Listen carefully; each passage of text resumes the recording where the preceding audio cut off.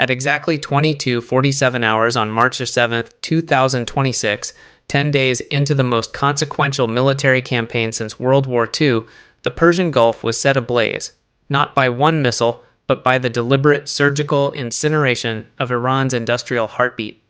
A massive fireball erupted from the Shayan oil depot south of Tehran, its pillar of black smoke clawing 4,000 feet into the night sky, visible from Israeli reconnaissance satellites 450 kilometers above. This was not collateral damage. This was the opening salvo of what Iran's own IRGC spokesman had just 24 hours earlier called a new chapter. A chapter he promised would drag every oil-dependent nation on Earth into the fire with it.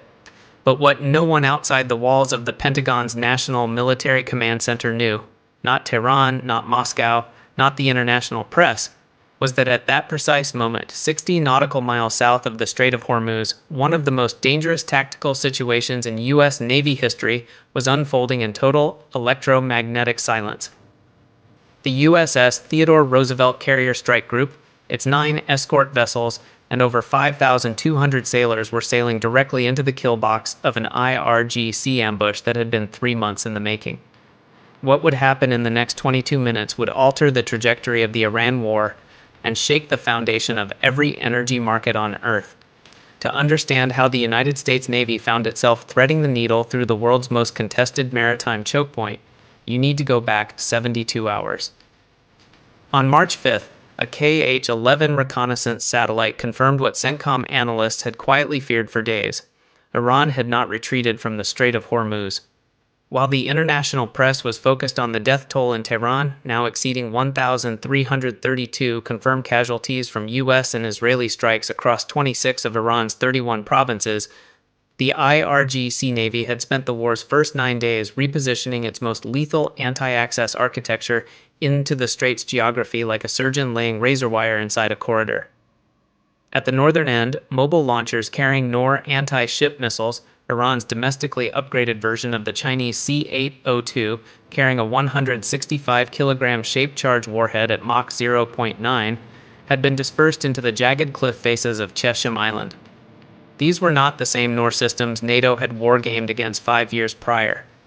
NSA SIGINT intercepts confirmed that Iranian crews had field-modified each launcher with Russian-origin Pol 21 GPS jamming modules, transforming them into dual-role missile platforms and electronic warfare nodes capable of blinding GPS-guided munitions within a 45-kilometer radius.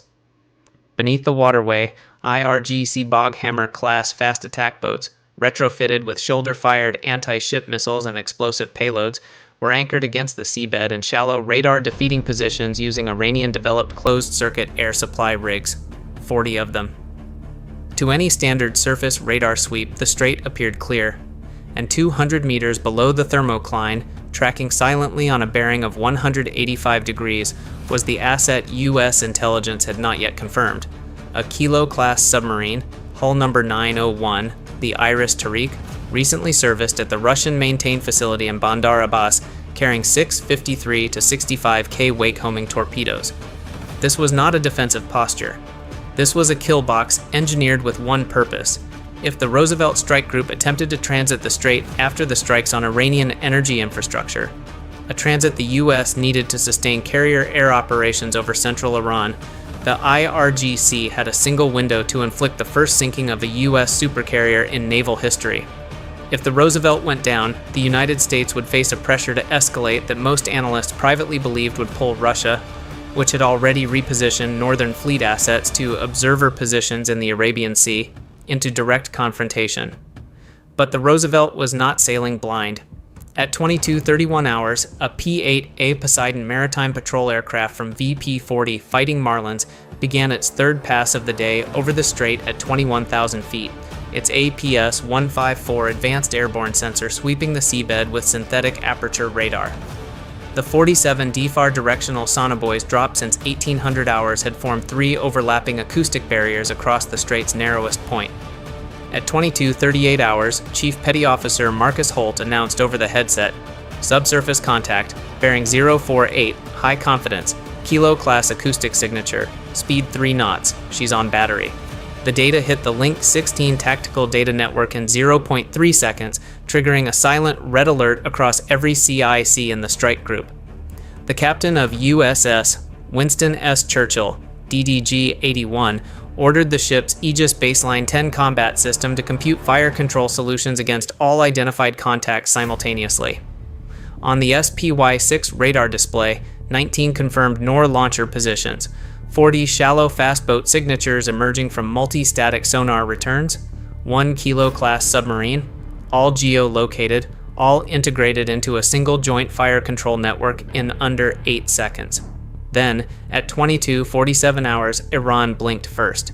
The IRGC's Supreme Military Commander, watching live satellite feeds from a hardened command bunker in the Alborz Mountains, interpreted the simultaneous detonation of 4 fuel storage facilities across Tehran as a signal that an Israeli ground phase was imminent. His operational order had been unambiguous. If energy infrastructure is struck, initiate the Hormuz lockdown sequence immediately. At 22:48 hours, 19 container lids on the cliffs of Cheosham Island snapped open with a sound like cracking thunder. Noor missiles ignited at full thrust. At the same moment, 40 IRGC fast boats released their anchor cables and surged to the surface at 60 knots, forming a swarming wall across the transit corridor. And at a depth of 220 meters, the Iris Tariq opened both forward torpedo tube hatches, its guidance system acquiring the acoustic signature of the Roosevelt's 4 bronze propellers. In the Roosevelt Strike Group's combat information centers, the battle began not with panic, but with eerie, practiced precision. The Aegis combat system on Churchill simultaneously classified 19 incoming Noor missiles and allocated Standard Missile 3 Block 2A interceptors from 3 Arleigh Burke destroyers. VLS tubes erupted in staggered sequence, SM-3s clawing skyward before executing controlled re-entry arcs toward the incoming salvo. Simultaneously, 2 EOEA-18G Growler electronic warfare aircraft from Carrier Air Wing 11, orbiting at 28,000 feet on standby since 2100 hours, activated their ALQ-99 next-generation jammer pods in simultaneous barrage mode. In under 2 seconds, every GPS frequency band within 70 kilometers of the strait was drowned in high-power jamming noise. 14 of the 19 Noor missiles, mid-course correcting on GPS, veered erratically and plunged into the Gulf in spiraling arcs. 5 entered terminal infrared seeker mode before the jamming hit them. They were already locked. Vampire, Vampire, Vampire, 5 inbound, bearing 022, 017, 031, 019, 027, impact minus 38 seconds. The CIWS Mark 15 phalanx systems on the Roosevelt and escort ship spun to 4,500 rounds per minute. 2 Noor missiles were shredded at 800 yards. 2 more were intercepted by rolling airframe missiles from the destroyer USS Oscar Austin. But the 5th, executing an unexpected S-curve at 3 meters above the wave tops, slipped beneath the combined radar coverage of both ships and detonated against the port bow of frigate USS Constellation, tearing open 14 meters of hull plating below the waterline. 23 sailors wounded, 1 frigate taking on water, but the Roosevelt untouched. The surface battle was now secondary. The IRGC fast boat swarm had reached the outer transit perimeter at full sprint. 2 FA-18F Super Hornets from VFA-2 Bounty Hunters launched off the Roosevelt's catapults with full AGM-65 Maverick loadouts. The pilots executed low-altitude gun runs at 500 knots, their FLYAR targeting pods painting each bog hammer in thermal white on helmet-mounted displays. The forward elements of the swarm were methodically destroyed in the first 90 seconds. At the same time, the P-8A Poseidon updated the Tariq's contact solution. 190 meters depth bearing 055, closing at 5 knots. Torpedo tube hatches confirmed open. Time to weapon release, estimated 4 minutes. The ASW officer on Churchill had 1 move. At 22:59 hours, a single RU-M139 CVLAS ROC erupted from Churchill's vertical launch system, a supersonic rocket carrying a Mk-54 Maudai II lightweight torpedo. The weapon climbed to 3,000 feet, arced over the strait, and dropped the torpedo directly above the Tariq's computed position. The Mk-54's active sonar acquired the submarine in 6 seconds. The The guidance wire connecting the Tariq to its outgoing torpedo was severed by the detonation wave. At a depth of 195 meters, the Iranian captain executed emergency blow, the only survivable option, rocketing the 73-meter boat to the surface in a tower of white ballast foam. The Tariq surfaced 1,100 meters from the Roosevelt's bow. On the flight deck, silence. Then the 1MC intercom crackled. "This is the captain. Tariq is on the surface. She is not firing. SEAL platoon cleared to deploy." At 23:04 hours, two MH-60S Nighthawk helicopters lifted off the Roosevelt carrying 14 members of SEAL Team 3. Their objective was not the Tariq. SIGINT had identified the IRGC command relay vessel Kava, transmitting encoded targeting coordinates to the Kilo from a position 3 nautical miles south of Cheam Island.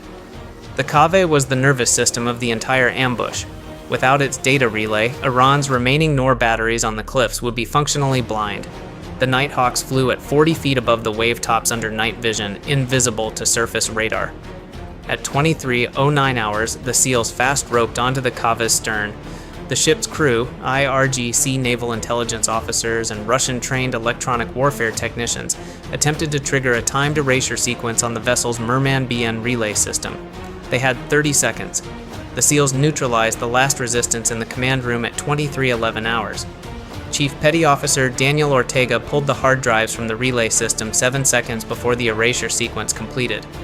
At 23:13 hours, the remaining Noor launch sites on Cheam Island, now severed from targeting data, were struck by 4 F-35C Lightning IIs from VFA 147, each delivering 2 JDA-MER guided bombs.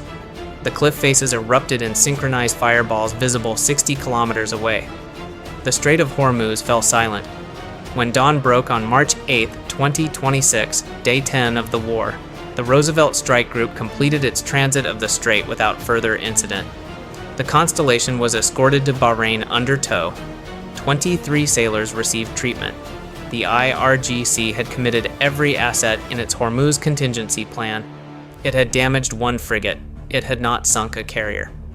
But the hard drives recovered from the Kave told a story that the White House Situation Room would study in silence for the next 48 hours. The encryption headers, the frequency architecture, the AI-assisted fire control algorithms embedded in the relay data, they did not originate from Tehran.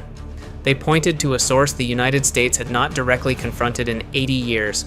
Somewhere behind the Kilo, behind the Noor batteries, behind the Merman BN relay node, a familiar adversary had been holding the trigger. The war with Iran was real, but the war behind the war had just begun. Meanwhile, 3,000 kilometers to the north, Ukrainian drone operators were packing their kits. Kyiv had just agreed to deploy teams trained in Shahed neutralization to CENTCOM assets in the Gulf. The first time in the conflict that Ukraine's hard-won electronic warfare expertise, forged through months of intercepting 136 drone Russian night raids, would be turned not against Shaheds over Kharkiv, but over the Persian Gulf. After Russian forces recorded their slowest advance since 2024 through February, and Ukrainian troops reclaimed more territory than they lost for the first time in the war, Kyiv had quietly shifted from pure defense to becoming a tactical partner in the global anti-Iran coalition. In Myanmar, military junta aircraft struck a trading junction in the central Mogwai region on March 8th, killing over 25 civilians and wounding 20 more. Another chapter in a civil war that has now displaced 3.6 million people across the country. In South Sudan, government forces issued orders for civilians and aid agencies to vacate Akobo County, home to 270,000 displaced people, ahead of a planned military offensive that UN officials warned could trigger a catastrophic humanitarian crisis. The world is not watching one war, it is watching several converge. The energy war Iran threatened is not a metaphor.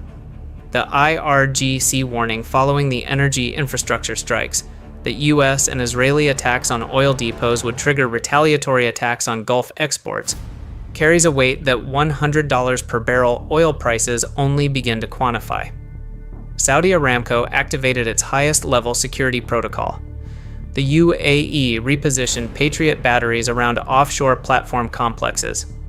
Iran's foreign minister told PBS on March 10th that negotiating with the United States is no longer on the table, not after a bitter experience and the killing of Supreme Leader Ali Khamenei. The world's energy arteries are in the crosshairs, and the men and women who guard them are running out of interceptors. What would you do if you were the strike group commander at Hormuz? Could a single carrier battle group hold the line against the full weight of IRGC asymmetric doctrine backed by Russian electronic warfare architecture? Let us know your tactical analysis in the comments below. If you believe the United States Navy controls the Strait of Hormuz tonight, comment 1. If you think the next Iranian salvo finds its mark, comment 2. Hit that subscribe button because the next classified briefing will reveal what those hard drives from the Cave actually contained and why the Pentagon is quietly preparing for a confrontation they haven't yet publicly nominated.